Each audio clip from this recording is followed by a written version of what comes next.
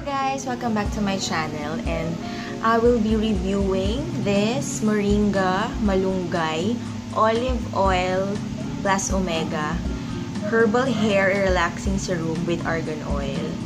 So, yun, as we all know, argan oil is good for our hair. It's a plant-based and sikat na siya dito sa Pinas. Pero, yung nagbebenta ng argan oil locally is yun lang nga, is Malunggay, yung Malunggay brand lang. Ang alam ko, ini-endorse ito ng Tim Kramer, sina Cheska, and yung kids niya. Yun, ini-endorse nila to. Kasi sa packaging, though yung packaging kasi natapon ko na, yung packaging kasi may picture sila doon. So, yun. Ayan. So, 55 ml siya. And, nabili ko to sa SM Grocery, sa supermarket, SM Supermarket. Tapos, yung nasa likod, basahin ko ha. Nourishing and moisturizing, revitalizing, smoothens and tames flyaways, protects hair from breakage, and non-greasy and light formula. So, binili ko to last week ata or last 2 weeks ago, and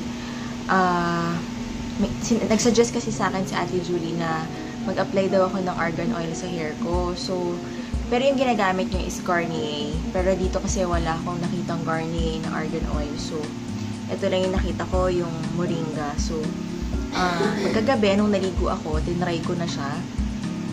Then, ito, as you can see, basa yung hair ko ngayon. Tuturo ko sa inyo kung paano ako mag-apply. So, ayan. Drop lang. 1, 2, 3, 4, 5. So, 5 drops. And then, gaganto ko lang siya. Rub ko lang siya sa hands ko. And, ang umpisa kong nilalagyan is yung roots. Ito. Ganyan lang. Tapos, kilid. Ganito. Tapos, yung parang huling part ko nang nilalagyan is yun dito. Yan. So, yan. Ganyan lang. Then, nahayaan ko lang siyang matuyo, or kung nagmamadali kayo at gusto yung matuyo agad yung hair nyo, you can use a hair blower tulad nito. Yan.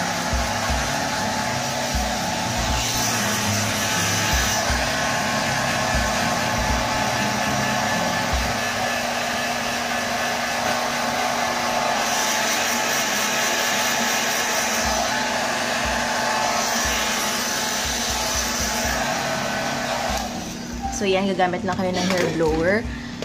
Ako, yan lang, pinakita ko lang sa inyo, kung gusto yung matuyo agad yung hair nyo, gamit kayo ng hair blower.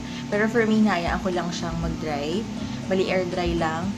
And, yun. So, ang napansin ko, nung ginagamit ko tong, asa na yun? Itong Moringa, ito. Nabili ko pala to for 199.75. And for 55 ml, mura na siya. Kasi ang ginagamit nyo lang naman dito is 4 to 5 drops lang, okay na.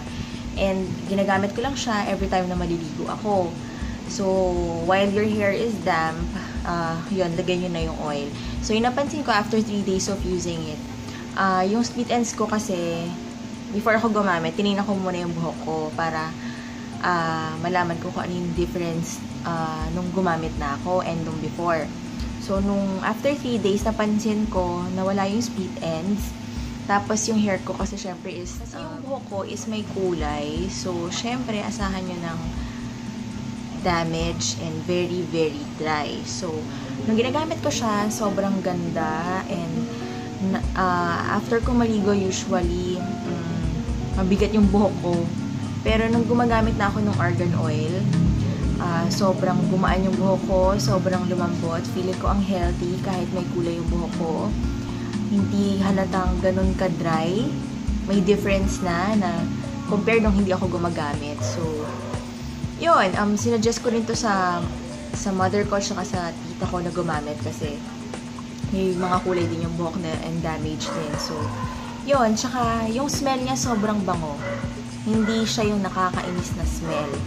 And, kung iniisip nyo na malagkit siya sa buhok dahil oil, hindi siya malagkit sa buhok. Doon ako super na-amaze kasi hindi siya malagkit. Though I'm expecting na maging malagkit yung buhok ko kasi oil nga. Pero it turns out na hindi. Kung nakagamit na kayo nitong Moringa Argan Oil, let me know and please comment down sa comment box para ma-share din natin yung ating experience dito sa argan oil na to. And yun lang, I hope nakatulong tong review na to sa inyo. And kung meron kayong mga request, please comment down sa comment box. And meron din pala akong giveaway. So, lagay ko lang yung link sa description box. You can check it out. And there. Thank you for watching and see you on my next video.